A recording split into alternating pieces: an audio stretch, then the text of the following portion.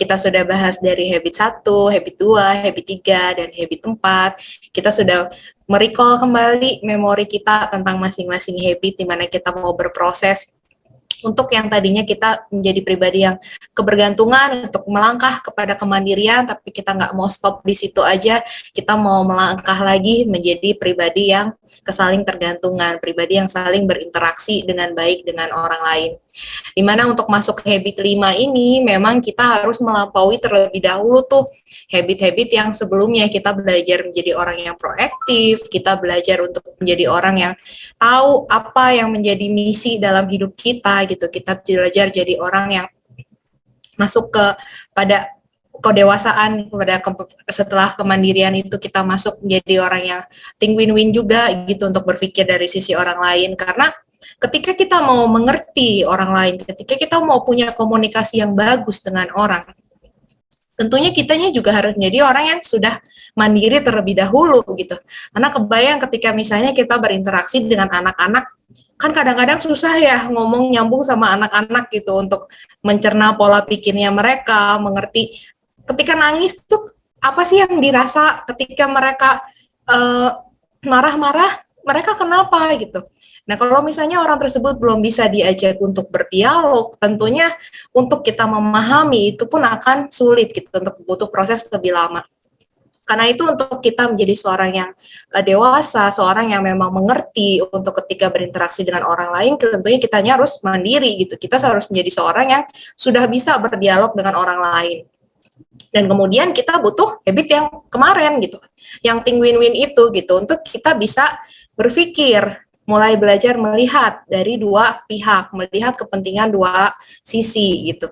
Dan barulah untuk masuk ke habit yang kelima itu bisa terwujud. Karena kalau di habit 4 itu kan kita berbicara tentang think win-win itu kan pikirannya gitu, istilahnya pola pikirnya kita itu sudah memfokuskan untuk saya nggak pengen ambil keuntungan pribadi, saya nggak pengen untuk hanya egois dengan diri saya sendiri, tapi saya udah mau mulai untuk memikirkan dari sisi orang lain. Istilahnya pikirannya kita udah kita bangun untuk ke arah sana. Nah, habit 5 itu adalah balance-nya gitu. Untuk dari sisi pikiran tersebut, ini adalah perasaannya gitu, untuk kita mengerti, memahami dengan hati gitu. Agar targetnya adalah di habit nanti setelah ini, habit ke-6, yaitu sinerginya gitu. Barulah bisa terwujud ketika kitanya udah memikirkan dua sisi, kita udah berpikir think win-win, dan kita sudah mau belajar untuk mengerti, memiliki empati terhadap orang lain, sinergi itulah baru bisa tercapai. Seperti kita pelajari dari awal bahwa kita ada pola, itu dari mulai paradigma, perilaku untuk sampai hasil gitu. Harus ada perubahan dari paradigma, perubahan perilaku, baru kita mendapatkan hasil. Nah, untuk habit kelima ini, prinsip yang mau kita bangun sama-sama, yang mau kita komitmen lagi sama-sama, yaitu adalah untuk berkomunikasi secara efektif, kita harus saling memahami terlebih dahulu. Tidak efektifnya itu adalah ketika saya mendengarkan dengan maksud, dengan niat, dengan intens itu untuk menjawab. Tapi efektifnya itu adalah ketika berinteraksi dengan orang, ketika mendengarkan orang lain, maksud atau niat yang kita bangun adalah karena kita pengen memahami orang tersebut atau memahami lawan bicara kita gitu. Dengan harapan hasil yang kita dapatkan adalah pengaruh yang lebih besar kepada orang lain, kita menemukan solusi, kita memberikan masalah itu dengan lebih clear, pemecahan masalah yang lebih cepat. Nah, untuk mendapatkan hasil tersebut tentunya ada perilaku yang harus kita ubah, yaitu kita ketika sebelum menjauhkan solusi, seperti dokter nih, kita diagnosa dulu penyakitnya apa, masalahnya apa, baru kita kasih resep. Nah, kemudian untuk kita bisa kasih resep, untuk kita bisa diagnosa, kita harus belajar mengenai mendengarkan secara empati, yaitu yang intinya kita berusaha untuk memahami perspektif dari lawan bicara kita gitu atau pihak lain.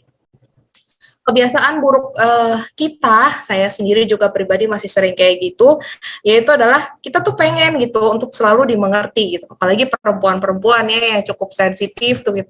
Kita tuh pengen, aku tuh pengen dimengerti gitu, tapi kita suka lupa gitu untuk kita juga mengerti orang lain gitu. Kita sebagai manusia itu kadang-kadang terpatok pada yang namanya respon autobiografinya kita gitu kepada seseorang gitu.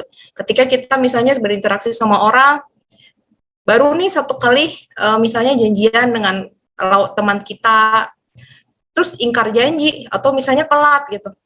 Itu jadi sebuah memori untuk kita bahwa oh, ini orang ini tuh kalau janji selalu ngaret nih, orang ini tuh selalu nggak tepat nih gitu.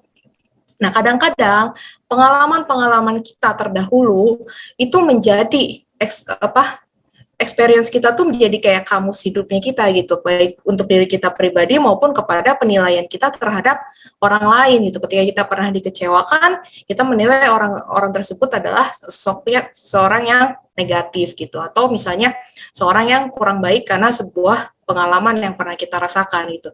Dan ketika kita berinteraksi dengan orang tersebut, ketika kita berbicara dengan teman kita, seringkali kita itu adalah bukan benar-benar mengerti posisi orang tersebut seperti apa, tetapi kita menggunakan kamus yang udah ada di pikirannya kita gitu, respon autobiografinya kita gitu. Ketika bercerita dengan orang tersebut, tujuan kita itu adalah kita bukan benar-benar mendengarkan, tapi kita mendengarkan karena kita pengen membalas ucapan dari orang tersebut, karena kita pengen menasehati, pengen menyelidiki, pengen menafsirkan sesuatunya itu karena kita mencoba untuk memberikan argumen kepada lawan bicara kita gitu ketika kita menilai. Padahal belum tentu itu segala sesuatu yang pengalaman yang pernah kita lakukan itu adalah mungkin sebuah pembelajaran, tapi belum tentu untuk selalu kejadiannya akan seperti itu gitu. Masih ada peluang-peluang untuk hal lain juga gitu. Nah, untuk di habit kelima ini sebenarnya adalah habit yang berbicara bagaimana kita mendengarkan secara empati gitu. Mendengarkan secara empati itu adalah mendengarkan dengan hati.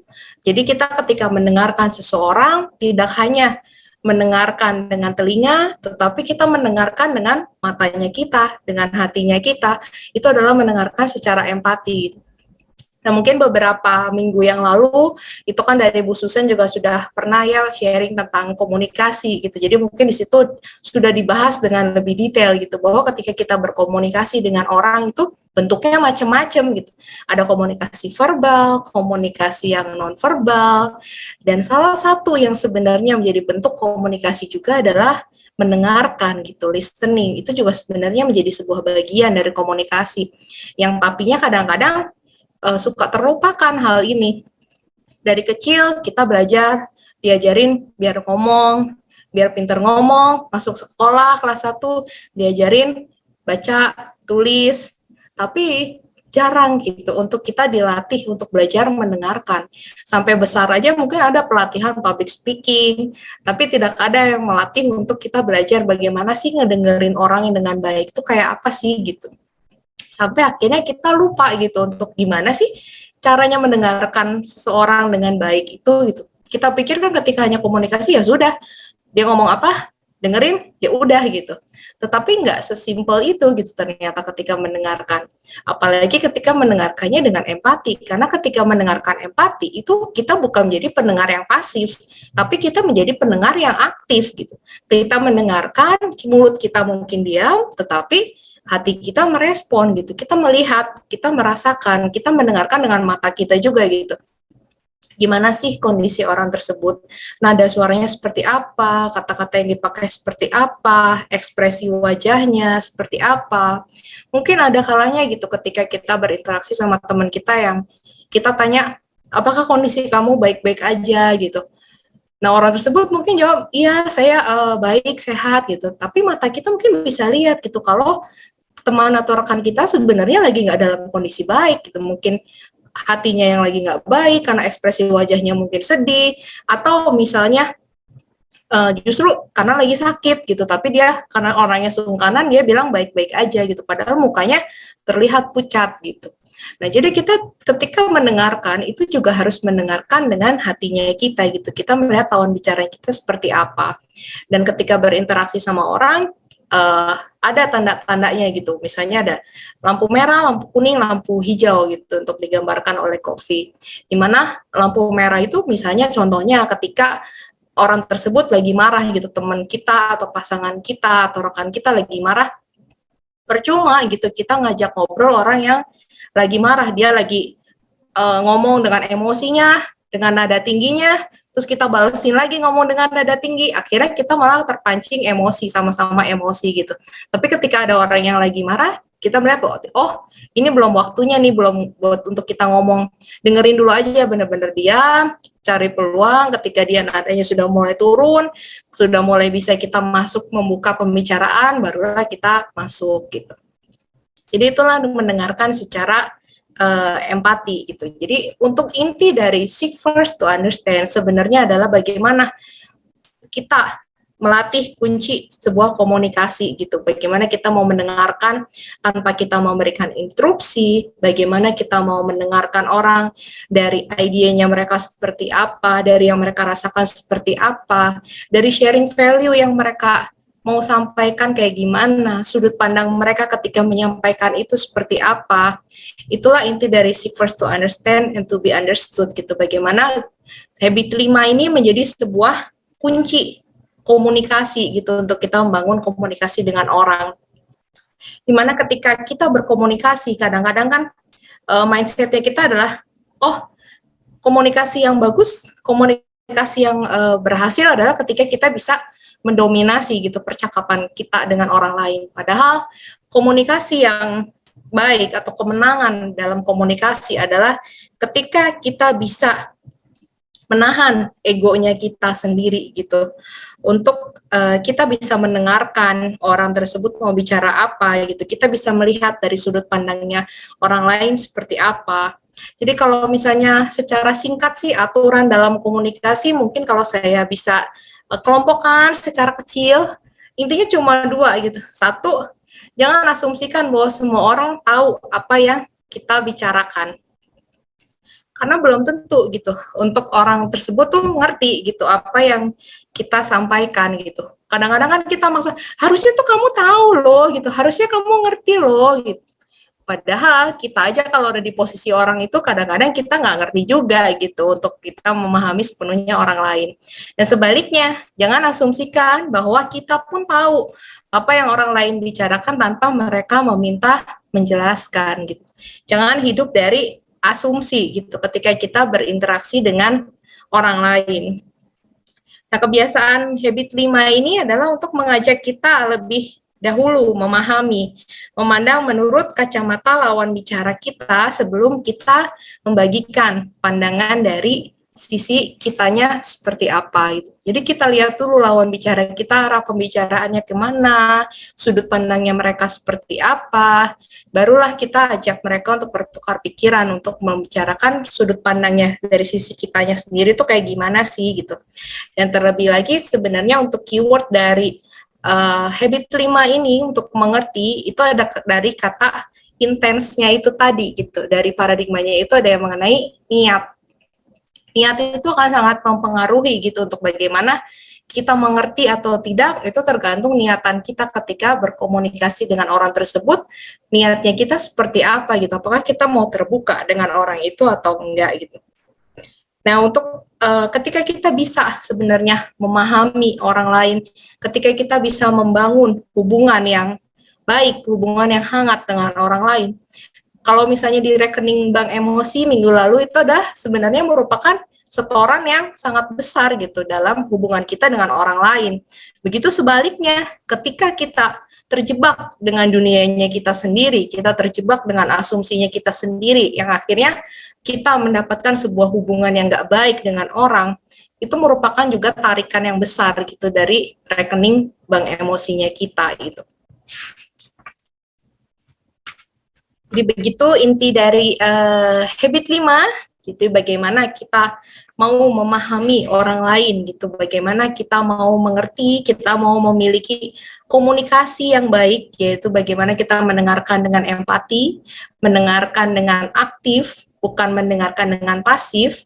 Terlebih lagi adalah kita mau punya motivasi, punya niat yang baik gitu ketika kita berkomunikasi dengan orang, ketika kita mendengarkan ceritanya orang, itu bukan hanya karena kita pengen bisa memberikan jawaban kepada orang itu, tetapi terlebih lagi adalah karena kita pengen memahami, kita pengen mengerti sudut pandang rekan kita, orang itu seperti apa. Nah, ketika kita sudah membangun di habit 4 tuh pola pikirnya kita untuk memikirkan dari 2 pihak, kita membangun attitude-nya kita gitu, kita membangun hatinya kita, keterbukaan kita gitu untuk menerima sudut pandang dari orang lain seperti apa. Kita mau melihat point of view-nya lawan bicara kita itu kayak apa, barulah nih habit 6 itu bisa terwujud gitu, karena kita sudah terbuka gitu, kita buka pikirannya kita buka hatinya kita mau keterbukaan untuk menerima kehadiran atau menerima sosok orang lain gitu, sosok rekan lain. Jadi dalam habit 6 ini sinergi, prinsip atau komitmen yang mau kita bangun bersama itu adalah mengenai keseluruhan lebih besar daripada jumlah bagian-bagiannya. Paradigma yang tidak efektif adalah cara saya atau cara Anda atau kompromi gitu. Jadi ini adalah seperti ketika kalau di win-win, ya mau saya yang menang atau mau kamu yang menang, atau mau kita mengorbankan dari sisi dua pihak kita gitu. Padahal ada cara yang lebih efektif gitu. Bagaimana kita bersama-sama kita bisa menciptakan cara yang lebih baik dan jalan yang lebih tinggi. Ketika kita bisa bersinergi dengan orang lain, hasil yang mau kita capai atau harapan untuk capai adalah mengenai inovasi dan penemuan solusi baru yang lebih baik, adanya sebuah transformasi dalam hubungan, penghargaan terhadap perspektif yang beraneka ragam. Seperti biasa, tentunya kalau kita mengharapkan hasil seperti itu, bahwa ada inovasi, ada transformasi, ada solusi, kita nggak bisa mendapatkan hasil itu kalau kitanya nggak merubah dari perilakunya kita gitu, dan nggak membangun paradigmanya kita. Nah, perilaku yang harus kita ubah adalah bagaimana kita mau belajar menghargai dan merayakan perbedaan, bagaimana kita mau menjalankan sebuah kerjasama yang efektif, di mana sinergi itu sebenarnya dari alam kita bisa belajar gitu, banyak arti kata sinergi dari alam kita bisa belajar bahwa setiap hal bahkan di alam itu satu dengan yang lain adalah saling membutuhkan gitu, satu dengan yang lain mungkin punya keunikan yang ketika digabung sebenarnya akan membentuk sesuatu yang baik gitu, dimana misalnya contoh pohon sequoia tinggi itu bisa sampai 90 meter karena satu dengan lain akarnya itu mereka saling bertautan gitu, jadi kuat, makanya mereka bisa tinggi. Mewujudkan sinergi itu adalah kita berorientasi pada hasil dan energi yang positif, bukan hanya mengenai gagasan ya atau brainstorming yang bebas tapi tidak membawa hasil apapun gitu. Jadi bukan hanya si A punya gagasan, si B punya gagasan, si C punya gagasan, dan mereka selalu menganggap ketika di win-win ya gagasan mereka yang paling bagus gitu. Tetapi padahal dari gagasan-gagasan itu mungkin kita bisa mendapatkan sesuatu yang baru gitu, sesuatu yang lebih baik untuk rekan-rekan yang lain gitu. Bagaimana kita mau bereksplorasi, mencari atau merubah, melengkapi paradigmanya kita. Bagaimana pola pikir yang dibangun itu adalah seperti tadi win-win, bukan hanya win-lose. Bagaimana kita memiliki tujuan yang disepakati dan kita mau proses untuk sesuatu yang disiplin gitu. Jadi ketika kita mau bisa bersinergi, itu seperti kalau dihitung-hitungan matematika diumpamakan itu tidak hanya, biasa kan kita taunya 1 ditambah 1 sama dengan 2 gitu. Tetapi kalau misalnya ketika bersinergi itu disimbolkan sebagai ketika 1 tambah 1 itu bisa 3, bisa 10, bisa 100 gitu. Artinya ketika kita bersinergi dengan orang lain, si A punya keunggulan, si B punya keunggulan, kita punya keunggulan gitu, kita bisa bersinergi dengan orang dan membentuk sebuah transformasi gitu, dimana ketika ada tingkat kepercayaan yang tinggi yang dibangun gitu, tidak hanya berkompromi atau bertransaksi saja gitu untuk oke, ya sudah sama-sama apa yang dikorbankan merelakan sesuatu gitu, jadinya 1,5 gitu. Atau kalau misalnya ketika kita bermusuhan dengan orang lain, itu sebenarnya ketika definisikan sebagai hitungan matematika itu kayak 1 tambah 1 itu sama dengan bukan nambah tapi minus gitu, karena ketika kita hubungan kita dengan sesama itu rusak, sebenarnya tingkat kepercayaan itu jadi rendah. Dan kalau di rekening bank emosi kita tuh minggu lalu kita bicara tersebut, itu kayak sebuah tarikan-tarikan yang besar gitu ya, akhirnya merugikan diri kita sendiri sebenarnya ketika kita tidak bisa bersinergi dengan orang lain. Jadi ketika kita mewujudkan sebuah sinergi itu adalah kita mencari solusi untuk pencapaian yang lebih baik dan tetap mempertahankan prinsip hidupnya kita, itu kita mempertahankan untuk fokusnya kita tuh adalah kita pengen ngebangun sesuatu gitu, kita pengen dapetin sesuatu yang baik gitu. Jadi keseluruhan lebih besar itu lebih baik daripada jumlah bagian-bagiannya gitu. Dari setiap kita di lingkungan kita manapun, setiap orang itu kita punya keunikan, keunggulan kita masing-masing dan itu yang harus kita temukan gitu dari setiap pribadi-pribadi kita gitu. Kayak misalnya ketika kita berhadapan dengan anak-anak kita, setiap anak mungkin nggak bisa dipukul rata sama gitu. Mungkin satu anak pandai di bidang A, satu anak pandai di bidang C gitu. Kita nggak bisa sama ratakan untuk hal itu gitu. Tapi ketika kita misalnya ada sebuah acara bersama, kita bisa untuk menggunakan setiap keunikan-keunikan yang dimiliki itu untuk menjadi sesuatu yang baik gitu. Misalnya satu orang rekan kita yang cerewet, oh ketika ada acara dia tuh yang bisa jadi MC. Satu orang teman kita yang pendiam sekali, yang gak bisa ngomong, kalau ngomong tuh nervous ketika di depan orang, tapi dia kuat di bidang data. Nah, ketika kita bikin acara atau ketika kita mau arisan, mau nabung, orang ini nih yang mungkin bisa dipercaya untuk pegang keuangannya gitu, untuk jadi orang bendahara gitu. Jadi setiap orang punya keunikan yang ketika kita berinteraksi dengan orang tersebut berusaha untuk kita mengeksplor gitu, untuk melihat sisi baik dari orang itu gitu. Bagaimana kita mau menerima. Jadi untuk ketika kita bisa bersinergi dengan orang lain itu adalah kita membutuhkan sebenarnya kerendahan hatinya kita gitu untuk kita bisa terima orang itu, membutuhkan keterbukaannya kita gitu untuk kita bisa memahami hal positif dari orang lain gitu. Jadi selalu melakukan sinergi artinya menggabungkan kekuatan kita dengan kekuatan orang lain, berkarya bukan untuk saling menjatuhkan.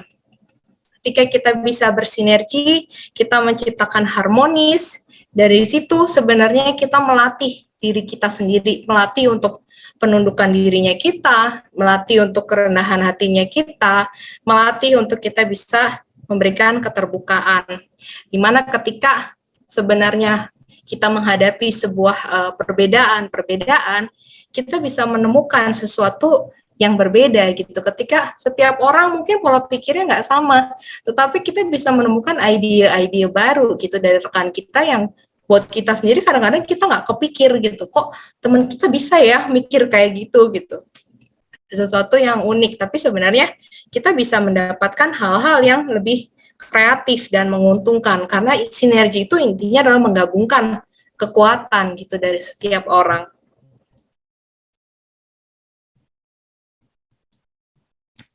Nah, jadi itu adalah fase-fase yang sudah kita lewati sampai ke hampir penghujung sesi kita. Bagaimana kita sudah berproses melewati dari awal be proaktif, kemudian begin with the end in mind, put first thing first. Kita mengalami kemenangan pribadi gitu dari kita kebergantungan menjadi orang yang mandiri. Minggu lalu dan hari ini kita sudah belajar nih untuk 3 habit yang berikutnya untuk dari kita kemenangan pribadi mencapai kepada kemenangan publik gitu, di mana habit 4 kita mau berpikir think win-win, seek first to understand dan to be understood, dan hasilnya adalah sinergi gitu. Nah, ketika sudah mencapai kepada kemenangan pribadi, mencapai kepada kemenangan publik, itu bukan sebuah hal yang istilahnya instan, bukan sebuah hal yang oke, ketika lulus ya sudah gitu, selesai. Tapi makanya untuk dari ketika sudah lulus selesai habit 1 sampai habit 6, kita tetap perlu satu habit lagi yaitu sharpen the show gitu. Bagaimana setiap habit-habit yang sudah kita jalani, setiap habit yang sudah kita lalui itu tetap perlu untuk kita latih gitu, tetap perlu untuk konsisten terus dilakukan. Karena kita sebagai manusia ya yang kadang-kadang suka up and down tergantung mood kita gitu. Jadi kita harus melatih dirinya kita sendiri gitu, dan kita mau menyadari gitu bahwa dalam aspek pribadinya kita ada sebuah yang harus dibangun gitu. Nah, untuk share Sharefunder sendiri, komitmen prinsip yang mau kita bangun adalah untuk mempertahankan dan meningkatkan efektivitas. Kita harus memperbaharui diri kita secara fisik, hati, pikiran, dan jiwa gitu. Itu adalah hal yang nggak bisa dilepaskan dari seseorang gitu, bahwa kita memang manusia, kita punya tubuh, kita punya jiwa, kita punya pikiran, kita punya perasaan gitu, hatinya kita yang harus kita latih gitu. Paradigma yang nggak efektif itu adalah ketika saya berfokus hanya untuk mendapatkan telur-telur emasnya aja gitu, atau ketika berfokus hanya untuk melihat hasil-hasilnya aja gitu. Tetapi yang efektif adalah ketika saya merawat angsa yang menghasilkan telur emas itu. Jadi bukan hanya berfokus kepada ujungnya, tapi berfokus kepada prosesnya itu bagaimana, kepada sesuatu yang lebih esensi gitu dalam kehidupan kita gitu. Nah, hasilnya itu adalah peningkatan kemampuan, hubungan yang lebih kuat, energi yang lebih besar, perbaikan terus menerus. Jadi memang bukan sesuatu yang ketika boom belajar nih habis khatam baca buku Seven Habits selesai, kita langsung tergenerate menjadi orang yang benar-benar efektif. Nggak bisa sampai di situ gitu. Tapi kita ketika starting selesai memahami sebuah konsep paradigma tentang Seven Habit, itu adalah journey-nya kita gitu, untuk mulai kita mau melatih dirinya kita untuk terus konsisten memberikan respon yang positif, memberikan respon yang proaktif. Kita mau terus melatih diri kita untuk bagaimana kita memahami orang lain, kita mau track hidup kita untuk kita nggak keluar jalur dari setiap visi yang kita bangun, bagaimana kita mempengaruhi diri kita terus-menerus dalam 4 dimensi tadi gitu, bahwa manusia punya tubuh, jiwa, dan roh, hati yang harus kita bangun gitu. Meneguhkan diri pada saat-saat yang berat, di mana perbaikan terus-menerus dalam lingkungan pengaruh pribadi maupun antar pribadinya kita gitu. Misalkan ketika untuk hal fisik, olahraga, gizi yang sehat, istirahat, pola makan, bagaimana kita manajemen stres kita, sosial emosional, bagaimana hubungan kita dengan sesama kita, untuk kita mau update nih si rekening kita gitu. Jadi kalau misalnya kita kan kalau nabung seneng ya kalau tabungan kita gede gitu, kalau kita punya sumber dayanya pasti kita tabung terus gitu biar tabungan kita besar. Nah, sama aja ketika di hubungan juga kita harus jangan lupa nih tentang rekening bank emosinya kita gitu, hubungan kita dengan orang lain yang harus terus dibangun gitu. Dan bagaimana sisi mental kita mau misalnya membaca, menulis, belajar, meneliti gitu. Dan satu aspek lagi yang buat saya ini bisa dibilang cukup penting, sangat penting, dan menjadi basic dari setiap kehidupan kita, bagaimana aspek spiritual yang harus kita bangun gitu. Misalnya kita tidak meninggalkan jam sholat 5 waktu kita belajar membaca kitab-kitab suci gitu. Dari situlah kita mendapatkan nilai-nilai atau prinsip-prinsip yang bisa kita selalu pegang untuk kita bangun gitu. Nah, inti dari habit 7 adalah kita bahwa harus menyimbangkan dan mempengaruhi sumber daya, energi, dan kesehatan kita untuk menciptakan gaya hidup yang berkelanjutan, jangka panjang, dan efektif gitu.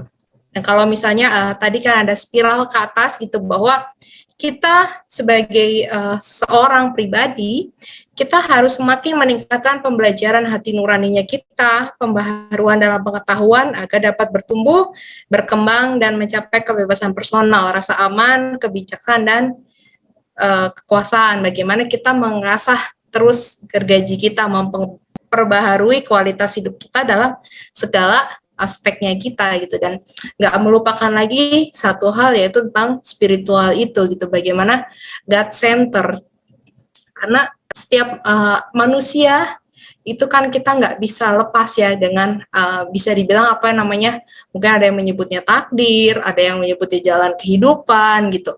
Nah, setiap orang tuh punya istilahnya panggilan hidupnya masing-masing gitu, yang harus kita temui, yang harus kita jalani gitu, untuk melewati setiap kehidupan kita, hari-hari kita yang itu nggak bisa disamakan gitu dengan satu dengan yang lainnya gitu. Kita nggak bisa samakan jalan hidup kita dengan jalan hidup orang lain. Jadi kalau misalnya mau dirangkum nih dari setiap perjalanan kita 3 sesi. Be proaktif adalah kita mau fokus untuk kepada hal-hal yang bisa kita pengaruhi gitu. Dan kita mau menyadari bahwa setiap tanggung jawab, setiap respon, setiap hal yang kita lakukan itu adalah berdampak dalam kehidupannya kita gitu. Dan bagaimana kita mau berpikir begin with the end in mind gitu. Kita mau set up siapa sih diri kita ini? Siapa sih seorang Yuni, siapa sih seorang Bu Susan gitu yang kita mau apa, kita mau dikenang sebagai seorang yang seperti apa gitu, kita mau mulai dari itu gitu untuk menata hidupnya kita, dan kita mulai prioritaskan apa yang penting dan nggak penting dalam kehidupan kita, apa yang harus kita lakukan, apa yang harus kita rencanakan, apa yang kalau misalnya itu nggak terlalu urgent, itu harus didelegasikan, atau yang memang hal-hal yang oke, itu stop, itu kebiasaan yang nggak baik buat saya gitu, kebiasaan yang nggak baik buat mental saya atau kebiasaan yang nggak baik untuk tubuh saya. Kita mau untuk belajar tentang hidup yang lebih efektif. Nah, kemudian mulai berpikir think win-win gitu, bagaimana kita mau mencari solusi bersama dalam ketika kita membangun hubungan dengan orang lain. Seek first to understand and to be understood yang kita pelajari hari ini tadi di awal adalah bagaimana kita mau mendengarkan, tidak hanya telinganya kita, tapi mendengarkan dengan mata kita, mendengarkan dengan hatinya kita, yaitu kita mau mendengarkan dengan empati gitu. Kita mau mendengarkan seseorang karena kita mau memahami apa yang dirasakan atau sudut pandang orang itu. Dan kemudian mengenai sinergi gitu. Bagaimana kita mau memanfaatkan atau mengkombinasikan setiap keunikannya kita, setiap poin lebihnya kita dan poin lebihnya orang lain untuk mencapai sebuah tujuan bersama yang baik. Dan kita juga mau untuk continue untuk self improvement baik dalam hal mental, fisik, spiritual dan emosional gitu untuk pada habit 7. Nah, untuk sebagai penutup dari rangkaian sharing saya ingin kembali sharing tentang bagaimana perjalanan kehidupan saya secara pribadi. Buat saya pribadi sebenarnya untuk saya belajar mengenai think win-win, seek first to understand, atau mengenai sinergi, itu sama sekali bukan hal yang bisa dibilang mudah ya. Itu buat saya adalah hal yang cukup sulit gitu, karena saya itu bisa dibilang adalah orang yang cukup individualisme awalnya, karena memang dari kecil saya tuh punya habit yang bisa dibilang, aduh kalau saya ingat diri saya dulu sendiri juga jelek banget gitu, yang tukang ngambek, yang minderan gitu, karena bisa dibilang dulu itu orang tua saya itu udah bisa dibilang dalam tanda kutip udah nggak pengen punya anak lagi gitu, tapi lahirlah saya gitu. Meskipun orang tua saya itu adalah ketika saya lahir sangat sayang sama saya, dan seperti waktu saya ceritakan ketika pertemuan satu, mereka adalah orang tua yang buat saya luar biasa gitu, yang dalam keterbatasan mereka selalu berusaha untuk kasih yang terbaik gitu buat anak-anaknya mereka. Tapi itulah yang makanya ketika saya tumbuh dewasa saya belajar bahwa seorang bayi pun pas kita dalam kandungan mereka tuh udah bisa ngerasain gitu, mereka tuh apakah diterima atau tidak, mereka tuh diharapkan atau enggak gitu. Dan bisa dibilang saat itu awalnya orang tua saya tidak mengharapkan saya, karena tadinya udah nggak pengen punya anak lagi, dan memang orang tua saya ketika saya rada dewasa juga ngomong sendiri gitu kok, sebenarnya papi mami tuh nggak pengen punya anak lagi, dan kalau pengen punya anak tuh pengennya punya anak cowok gitu. Makanya dari kecil itu saya sendiri meskipun tanpa sebelumnya tahu akan hal itu, saya tuh jadi anak yang sangat tomboy, yang boro-boro kayak rambut sekarang panjang gitu. Dulu mah itu rambutnya tuh selalu pendek dan selalu pakai celana, nggak pernah pakai rok. Ketika ambil tabungan dari sekolahan naik kelas, dibelinya malah mobil remote control, nggak pernah punya boneka sama sekali. Karena memang entah kenapa langsung seperti itu gitu. Bawaannya tomboy, bawaannya kayak pengen jadi anak cowok, seperti yang mungkin diharapkan orang tua saya. Dan saya jadi pribadi yang sangat minder, pribadi yang sangat insecure dengan segala sesuatu, karena saya ngerasa nggak diterima sama lingkungan. Jadi pribadi yang istilahnya tertutup gitu dengan orang lain. Kalau misalnya teman-teman saya mungkin yang dulu saya kecil gitu ditanyain, kamu inget nggak Yuni? Ya mungkin inget sih, cuman antara ada dan tiada gitu, karena saya tidak terlalu suka untuk bergaul dengan orang lain gitu. Sampai sekarang juga kadang-kadang kalau lagi kumat masih sih gitu. Jadi memang yang buat saya sampai saat ini saya istilahnya bergerak atau bekerja di bidang HR, itu sebuah mukjizat juga gitu buat saya. Karena awalnya yaitu buat saya sih sebenarnya lebih habit 1, habit 2, habit 3, yang penting saya nggak nyusahin orang lain, cukup gitu. Ya udah mandiri selesai aja gitu. Tapi untuk interaksi sama orang itu bukan hal yang saya sukai gitu pada awalnya gitu. Bukan hal yang menyenangkan untuk saya. Buat saya, rilisnya saya, healingnya saya adalah ketika seharian bisa di rumah, nggak ketemu orang, nggak ngomong sama orang sama sekali sepatah dua kata pun, itu udah happy gitu buat saya gitu. Saking nggak mau berinteraksi dengan orangnya gitu. Tetapi ya itu tadi seperti saya bilang bahwa ada aspek yang mengenai spiritual, aspek yang mengenai God Center, yang bahwa setiap orang Tuhan berikan sesuatu, Tuhan berikan kemurahan, Tuhan berikan proses, jalan hidup, takdir yang memang udah Tuhan kasih di setiap orang, itu berbeda-beda gitu. Dan Tuhan proses saya gitu, dari saya yang tadinya pribadi dengan karakter yang sangat jelek, yang benar-benar insecure, yang benar-benar minderan, yang benar-benar gak suka bergaul sama orang, malah sekarang terjun dan menyukai dunia HR gitu, di mana dunia yang justru sangat banyak menuntut untuk berinteraksi sama orang, bagaimana menuntut untuk mengerti orang, bagaimana belajar untuk mengerti, mendengarkan orang lain gitu di dunia HR ini. Jadi setiap Bapak Ibu pun saya yakin bahwa kalau saya aja yang tadinya anaknya minderan banget, saat ini bisa berproses untuk menjadi sesuatu yang istilahnya mulai belajar untuk mengerti orang lain, saya yakin Bapak Ibu pun lebih lagi gitu, bahwa Bapak Ibu bisa menjalin sebuah hubungan yang lebih baik lagi daripada saya membangun hubungan dengan orang. Jadi untuk closing statement dari saya untuk menutup setiap rangkaian habit 1 sampai habit 7 ini dalam 7 habit, bahwa saya nggak tahu gitu apa yang Bapak Ibu alami saat ini atau yang hari-hari ini lagi dia jalani, bagaimana kondisi atau istilahnya hatinya Bapak Ibu kayak gimana gitu. Kalau misalnya memang Bapak Ibu sedang mengalami hari-hari yang bisa dibilang hari-hari baik atau hari-hari yang menyenangkan, ya tersenyumlah, bersyukurlah gitu untuk hal itu. Tapi kalau misalnya hari-hari ini mungkin ada yang sedang mengalami hari-hari yang berat, hari-hari yang penuh air mata gitu, Bapak Ibu bisa tepuk-tepuk diri Bapak Ibu sendiri gitu, yang say thank you gitu, terima kasih sudah bertahan sampai sejauh ini gitu. Karena kadang-kadang kita bisa berterima kasih sama orang lain, tapi kita lupa kadang-kadang untuk bersyukur dan berterima kasih untuk diri sendiri gitu, bahwa kita pun bersyukur bahwa sudah bertahan gitu sampai sejauh ini. Dan Bapak Ibu sendiri itu nggak sendiri ketika Bapak Ibu mengalami hal yang berat, pada suka, pada masanya tertawa, itu semua adalah proses gitu dalam kehidupan.